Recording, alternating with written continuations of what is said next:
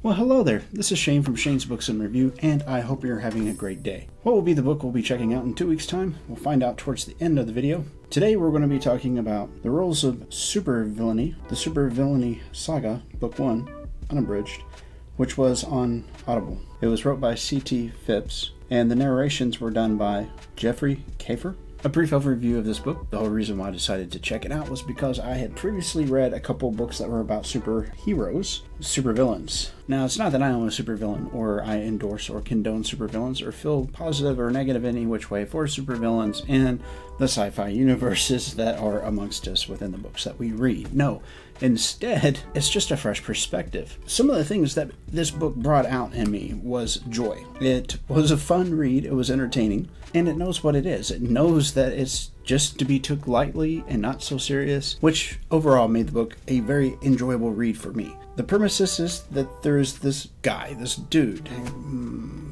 I wouldn't say like the dude, but he is a dude nonetheless. He's married, and he ends up receiving these crates full of stuff. And the stuff, there happens to be a cape. The cape is constantly talking to him through the book and provides a lot of comedic relief. And the guy goes from wanting to be a superhero whenever he was a kid to seeing his brother murdered in front of him, even though his brother had kind of retired from being a supervillain. Now he gets this cape and decides, I'm going to be a supervillain. And he has one of those really unique perspectives on reality, being that it doesn't necessarily match up with what's happening around him or what most people would associate with the normal. But that's part of what made it so fun, really, was you didn't know which way he was going to go.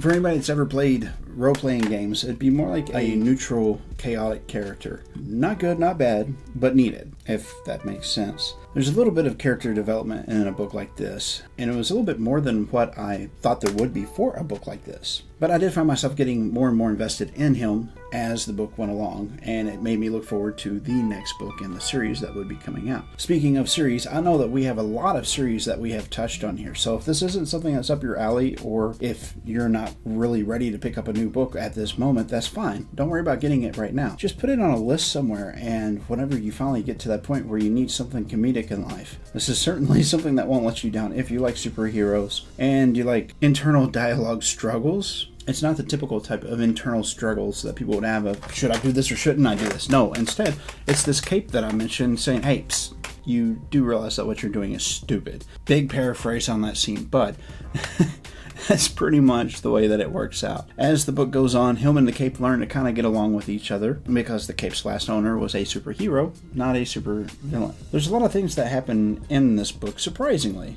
to be as short as it is. The pacing in it is really good. It gets from point A to point B and then to point C as our normal stories would. There's not really that many twists or turns, and admittedly at points it is a little bit predictable, but it really didn't matter because even though I could kind of see where some things were going, some things I didn't see where it was going, because remember that chaotic neutral thing I was talking about? That character stayed true to himself. It felt like that character's basis was being set up for him to be able to stay true to himself, and through this book he does. There's also some very interesting interpersonal relationships between him and past girlfriends and them with each other, which was kind of unique. And even our own reality is described as being an alternative reality to their universe. Some of the other feelings that this book elicited from me wasn't any kind of angst or anger. The plot line was good. There wasn't really moderate foul language, not a whole lot. And so the question becomes for me, would I pick up another one of C.T. Phipps' books if I knew that there was a sequel, which I do? And the answer is, surprisingly, yes. Because the first one was a fresh breath, and I really enjoyed getting through that book, and I'm looking forward to getting through the second one.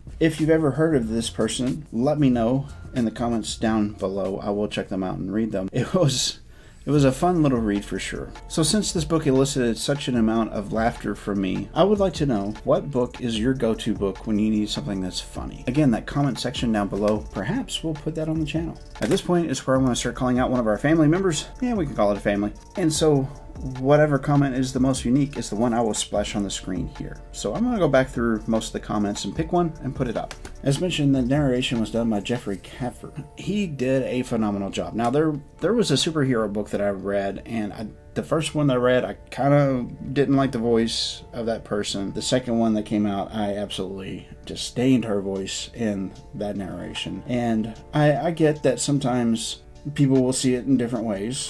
That's fine and dandy. And that's okay, because we're all different people. And I'm not going to disagree with your opinion, because it's your opinion. It will serve nothing to disagree with that.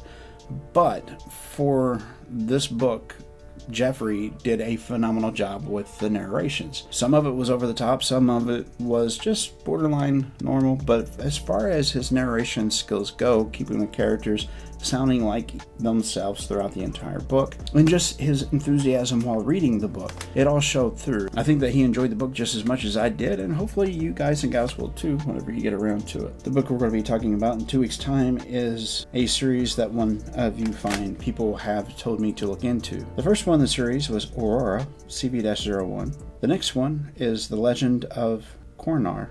Was it The Legend of Cornar? I thought it was The Rings. Is The Rings of Haven. Frontier Saga Book 2, wrote by Reich Brown. Like, share, subscribe. This is Shane for Shane's Books and Review. I hope you have a great weekend and a good following week. Oh, by the way, one of these videos over here, you might want to check them out. YouTube thinks that you want to see them. And I will see you Friday.